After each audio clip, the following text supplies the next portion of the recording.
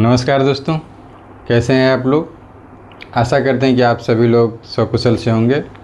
तो दोस्तों, आज की वीडियो में हम सीखेंगे जो इस तरह के प्लॉट को नापी कैसे करें। साथ ही साथ हम ये भी जानेंगे जो इस प्लॉट को नापी करने के बाद इसका बंटवारा भी हम कैसे करें। तो वीडियो बहुत ही इंटरेस्टेड है, आप लोग वीडियो में अंत तक बने रहें ताकि इसमें जो भी कुछ बताया जाए वो सब कुछ आपको आसानी से समझ में आ सके।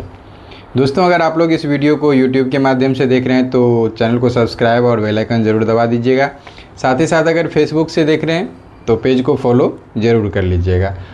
दोस्तों, इस चैनल पे लगभग अब तक 400 के लगभग वीडियो डाला जा चुका है और हमको नहीं लगता है जो अमानत संबंधित कोई भी ऐसा वीडियो होगा जो इस चैनल पे नहीं डाला गया है। तो आप लोग चैनल विजिट भी कीजिए, जो आपको प्रॉब्लम होगा वो चैनल विजिट कीजिए, वहाँ से जाके आप लोग वीडियो देख सकते हैं। ठीक है, तो वीडियो को शुरू करते हैं। तो देखिए, मान लीजिए हम इस तरह का एक प्लॉट लिए हैं। ठीक, रकबा उठाने के लिए, क्षेत्रफल निकालने के लिए हम आपको बहुत बार बोले हैं जो जिस तरह का अगर आपका प्लॉट है, पहले प्लॉट का चारों मेर पर घूम लीजिए जो किस तरह का प्लॉट है, और जिस तरह का प्लॉट है उसका डायग्राम आप अपने पैड पे, पेपर पे बना लीजिए। पेपर बनाते वक्त आप लोग ये ध्यान रखिएगा, जो ऊपर वाला भाग हमेशा उत्तर होना चाहिए, नीचे वाला भाग हमेशा दक्षिण होना चाहिए, दायां हाथ की तरफ पूरब होना चाहिए और बायां हाथ की तरफ पश्चिम होना चाहिए। तो दोस्तों, वीडियो बहुत ही इंटरेस्टेड है, कमाल का है, तो आपसे रिक्वेस्ट है कि वीडियो में अंत तक बने रहें। और वीडियो के डिस्क्रिप्शन में जो भी सोशल मीडिया का लिंक दिया हुआ है, फ्री है, उसको ज्वाइन या फॉलो कर लीजिएगा। वहाँ से भी आपको बहुत सारा ज्ञान, नॉलेज आपको मिल जाएगा।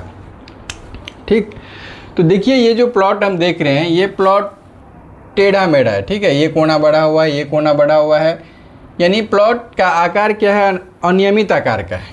ठीक है, तो इसको हम सबसे पहले क्षेत्रफल कैसे निकालेंगे इसको देख लीजिए। इससे पहले आप लोग एक काम कीजिए, जो भी प्लॉट है उसको नापी कर लीजिए। तो सबसे पहले मान लीजिए यहाँ से दक्षिण बरिया मेर को हम नापी किए। ठीक है, तो ये समझ लीजिए आपको नापी किए तो ये 150 फीट हुआ। ठीक, उसके बाद ये नापी किए तो ये 70 फीट हुआ।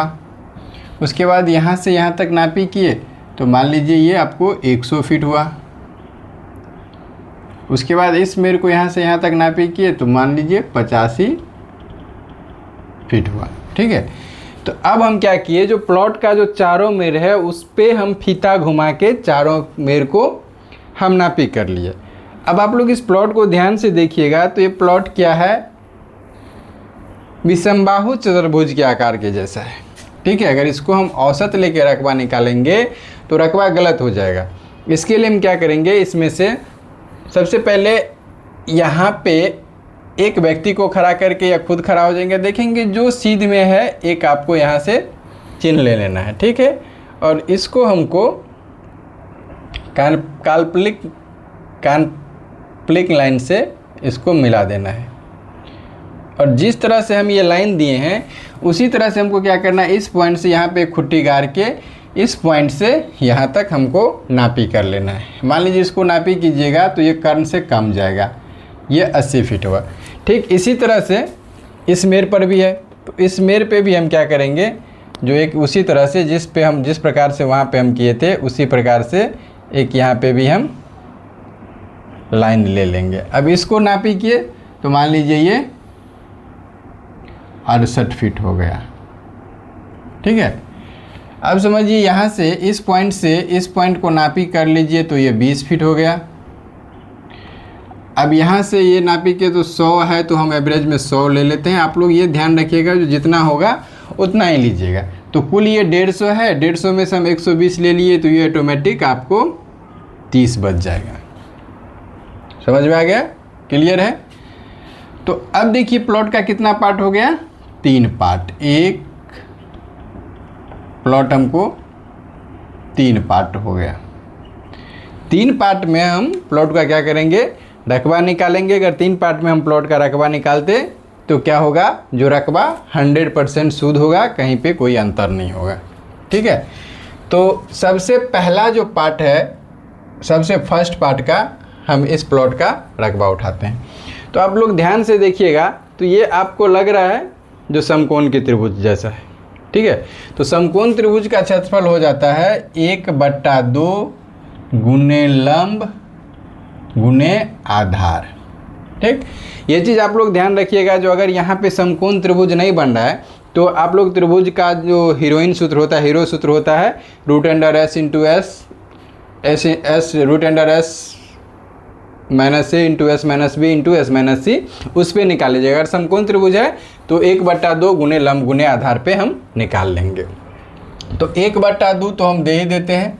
अब इसका लंब कौन सा है, जो खड़ा रहता है वो लंब है, तो ये हो गया 80, तो गुने 80, और आधार कौन सा हो गया, जिस पे खड़ा रहता है वो आधार हो गया, तो आधार वाला ये हो गया, तो ये हो गया आपको 30। कटेगा, काट दीजिए, 40 दूना 80, और 40 और 30 को गुना कीजिएगा तो 1200 होगा। चूँकि ये आपका दूरी फीट में है तो क्षेत्रफल हो जाएगा 1200 वर्ग फीट। ठीक, पहला पार्ट तो समझ में आ गया। जो अगर इस चीज़ में इस तरह का क्षेत्रफल निकालते वक्त आप लोग हमेशा इस चीज़ को ध्यान रखिएगा, जो अगर आपको लगे जो प्लॉट समकोण त्रिभुज जैसा या समकोण त्रिभुज होगा तब आप इस सूत्र को यूज कीजिएगा, समकोण त्रिभुज का क्षेत्रफल।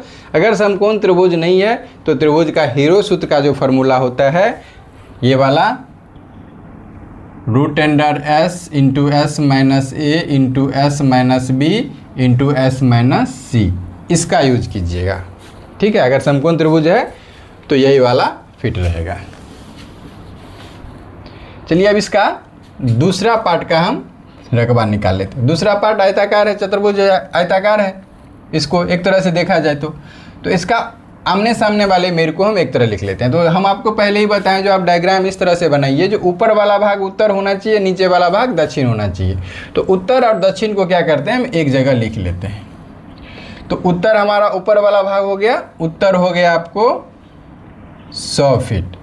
फिर दक्षिण हो गया आपको 100 फीट, दक्षिण भी 100 फीट ही है दूसरा खंड का। दूसरा खंड यहाँ से इतना ही दूर है, तो इसको हम जोड़ लेते हैं। ये हो गया 200 फीट। 200 फीट को अगर हम आधा करेंगे तो हो जाएगा 100 फीट। 100 फीट को अंक में लाएंगे तो ये 100 हो जाएगा। ठीक है, इस तरह से पूरब आपका इस पार्ट का ये हो गया 68 फीट, तो 68 लिख लेते हैं। और पश्चिम है कितना, इसका पश्चिम ये हो गया, तो ये 80 फीट। अब दोनों को जोड़ लेंगे तो 0 8 8 6 14, 148 फीट हुआ। इसको थोड़ा सा चेक भी कर लेते हैं जो उतना है कि नहीं है। तो 68 प्लस 80 148 भागा 2, यानी इसको हम आधा करेंगे तो 74 फीट हो जाएगा। 74 को अगर हम अंक में लाएंगे तो 74 होगा। अब इस दोनों को हमको क्या करना है, गुना करना है। तो 100 गुने 74 बराबर ये हो गया 7400। चूँकि दूरी हम फीट में नापे हैं तो ये हो जाएगा वर्ग फीट। ठीक, दो पार्ट का तो समझ गया आपको, इसमें इसको समझने में तो कोई डाउट नहीं है। वीडियो अगर आराम से देखिएगा, कंटिन्यू देखिएगा, वीडियो को स्किप करके नहीं देखिएगा तो बहुत सारा बात है जो दूसरे टॉपिक का भी बताया जाता है, तो आपको सब समझ में आ जाएगा। ठीक है, वीडियो अगर दोस्तों हम जो आपको बताएं अगर पसंद आ रहा है तो वीडियो को एक लाइक शेयर ज़रूर कर दीजिएगा, एक प्यारा सा कमेंट भी ज़रूर कर दीजिएगा। तो अब चलिए तीसरे पार्ट का हम रकबा निकालते हैं। तीसरे पार्ट भी समकोण त्रिभुज जैसा है। तीसरा पार्ट ये हुआ, तो ये भी समकोण त्रिभुज जैसा है, तो उसको भी हम इसी फार्मूला पे यूज करते हैं, 1/2 गुने लंब गुने आधार। ठीक, तो 1/2 गुने इसका लंब हो गया ये जो खड़ा है, तो ये हो गया 38, और आधार हो गया जिस पे खड़ा रहता है 20। तो काट दीजिए, 2 दाएँ 20, 68 और 10 को गुना कीजिएगा तो हो जाएगा 680 वर्ग फीट। ठीक, क्लियर है। तो अब इस प्लॉट का जो कुल रकबा होगा, देखिए कुल रकबा कितना हो जाएगा। कुल रकबा हो गया आपको, पार्ट फर्स्ट का जो हम रकबा निकाल रहे हैं वो हो गया आपको 1200 वर्ग फीट। ठीक है, ये हो गया आपको 1200 वर्ग फीट। सेकेंड पार्ट हो गया आपको 7400 वर्ग फीट। और तीसरा पार्ट हो गया आपको कितना, 680 वर्ग फीट। अब इस सब को जोड़ दीजिए, तो 1200 प्लस 7400 प्लस 680 यानी 9200 4 2 6 ये 9280 वर्ग फीट ये प्लॉट का जो कुल क्षेत्रफल हो गया, कुल एरिया हो गया, ये हो गया आपको 9280 वर्ग फीट। तो ये तो क्षेत्रफल हो गया। अब देखिए इसको हमको कट्ठा धूर में कितना होगा ये चीज़ हम जान लेते हैं। तो दोस्तों ये हम 6.5 हाथ का लग्गी का उदाहरण ले रहे हैं, आप लोग ध्यान दीजिएगा इस बात को। तो 6.5 हाथ के लग्गी से 6.5 हाथ के लग्गी से 6.5 हाथ के लग्गी से 95 वर्ग फीट बराबर 1 धूर होता है। ठीक, 6.5 हाथ के लग्गी से लग्गी का मान अगर चेंज हो जाएगा तो ये वर्ग फीट चेंज हो जाएगा। फिलहाल हम 6.5 हाथ की लग्गी से आपको समझा रहे हैं। तो 6.5 हाथ की लग्गी से 95 वर्ग फीट बराबर 1 धूर होता है। ठीक है, कुल रकबा कितना है 9280। अगर इसमें हम 95 से भाग दे देंगे तो कितना ज़मीन होगा ये हमारा धूर निकल जाएगा। तो 9280 भागा 95 करेंगे तो 97.68 ये ज़मीन का धूर हो गया। अगर इसको हमको डिसमल में निकालना है तो 9280 में 435.6 वर्ग फीट बराबर 1 डिसमल होता है। तो इसको हम भाग दे देते हैं 435.6 यानी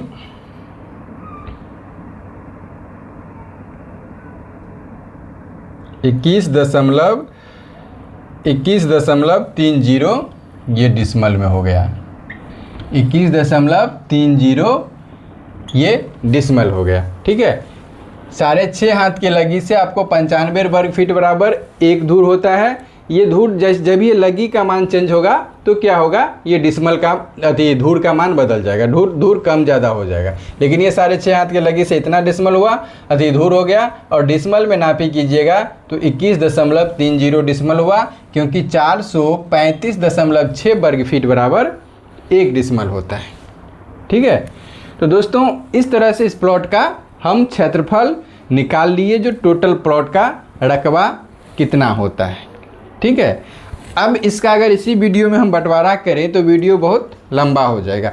नेक्स्ट पार्ट में हम आपको ये इसी वीडियो को 2 पार्ट में बंटवारा करके दिखाएंगे। तो दोस्तों आशा करते हैं जो भी कुछ बताएं वो सब आपको समझ में आ गया होगा। वीडियो कैसा लगा ये कमेंट में ज़रूर बताइएगा।